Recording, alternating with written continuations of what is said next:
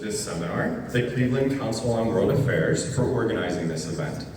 I would especially like to thank Andrew Kovach, who was instrumental in making this all happen. Have a wave, Andrew.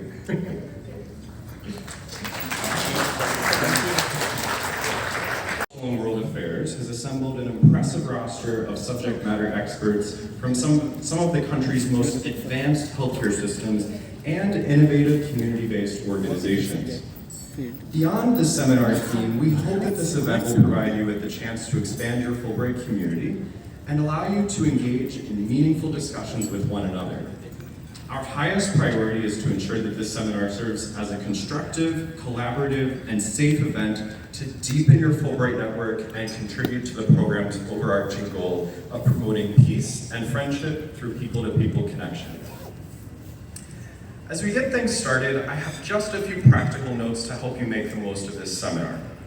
First, if you haven't already downloaded the conference app or used it, which is called the CVENT app, C-V-E-N-T, please do so.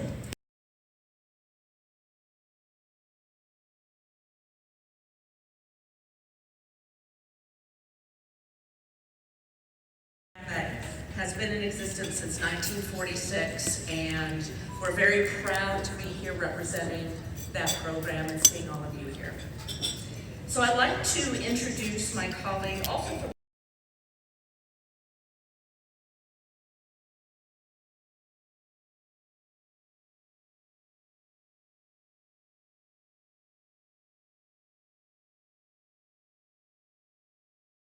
manufacturing powerhouse in the United States. This city was once one of the wealthiest cities in the world, and it was once the 5th largest city in the country. While the manufacturing sector is still very important here, today you could say the healthcare sector is just as important and has diversified Cleveland's economy in very big ways. The healthcare sector in Cleveland is an $11.5 billion industry in Cleveland alone. The Cleveland Clinic is one of the nation's top-ranked healthcare systems and is the largest employer in the city of Cleveland. University Hospitals, the Veterans Affairs Hospital in Cleveland, and Metro Health are other highly ranked healthcare institutions in the United States. The next 3 days will introduce you to healthcare, culture, and governance in Cleveland and address public health in the U.S. While when I was writing my proposal to bring this conference to Cleveland, I initially thought this room would be full of medical doctors, and I quickly realized, no, this is a multidisciplinary audience. In fact, I met someone who is an academic in a theater program earlier, which is pretty incredible. So we have a group of audience, and we have a seminar lined up over the coming days that will introduce all of you to different fields in Cleveland that span government, nonprofits, businesses, academia, policymakers, and many others.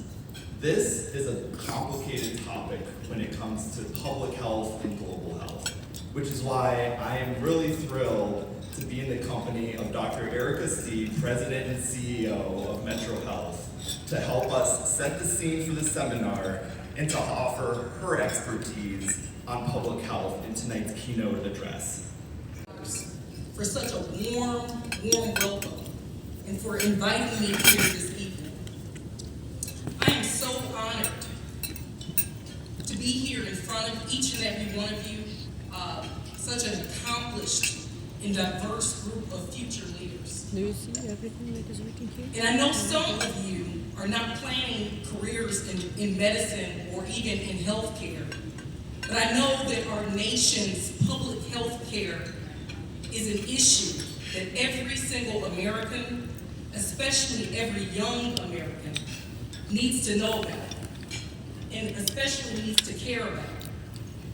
So I would like to share some very sobering realities of America's healthcare system that I often am quoted with indicating that it is a broken American healthcare system. In some of the many ways that the Metro Health system is fixing them in lifting both the health and the wealth of the communities that we serve. So improving accessibility and addressing social barriers to good health and improved lives became my life's purpose. So Andrew really across the country to make for certain that every single person, no matter what they look like, or where they come from, no matter who they love, or how much money that they make, that they have access to the very best health care to live and fulfill their very best lives. So just to dive in just a bit to the city of Cleveland, and as Andrew really pointed out, this marks today my 1-year anniversary of being in Cleveland. So I'm originally from the city of Chicago. So I'm actually born and raised in Chicago, and honestly, this has been a whirlwind last 365 days. I completely, like the Windy City, I took this city by storm and have sprinted a marathon on roller skates. And I really feel like I've been living in a comatose state the last 365 days. And I just woke up and said, oh my goodness, time surely flies when you're having fun. But as I really dissect the city of Cleveland, one of the things I can absolutely say with a high degree of certainty is that many pockets unfortunate realities. And an estimated 80 million years of life is lost to America's death gap. So this is why I'm laser focused, and I've been steadfast in saying since my arrival that my personal goal is not to reduce healthcare disparities. My personal goal is to reverse and erase healthcare disparities. My personal goal is to zero out the death gap. It is unfortunate that 80 million lives have been lost to America's death gap due to healthcare inequity and healthcare disparities. And it's far past the time that has been long overdue for us to do something about this. It is estimated, and I can honestly tell you that these numbers are not completely caught up, that over $238 billion is what it has cost society alone in 2018.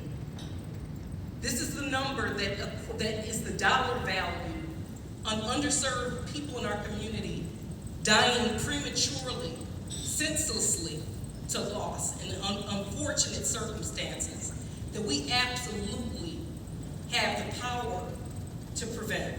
And we have the power to take the reins and take control on forming a different narrative and shaping a different narrative for our communities. We also know that representation absolutely matters. We trust people who look like us, who have the same concerns that we have, who know our stories, who know our pain, who know our struggles. And I say this before you today as being a Black female CEO in healthcare, an industry where less than 1% of its leaders across the country look like me. And I can probably raise one hand and tell you how many leaders look like me who's running $2 billion healthcare systems.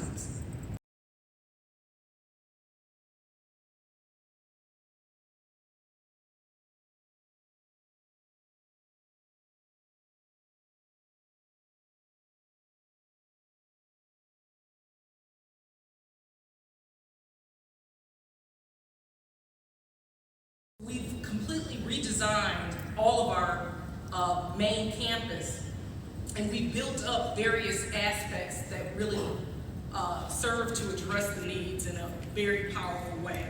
One key example is investing in our community. We've invested in affordable housing, and an example of that is Via Sana, which is Spanish for a healthy way.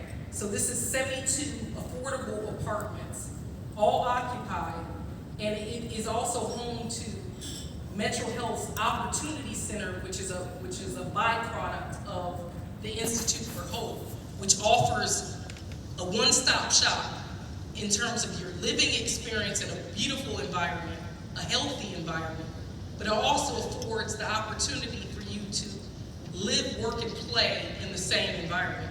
So it offers job training, financial and digital literacy training, and access to our Cuyahoga Community College classes to provide a better path and a better way of life. All services are offered in a culturally competent way in English and in Spanish.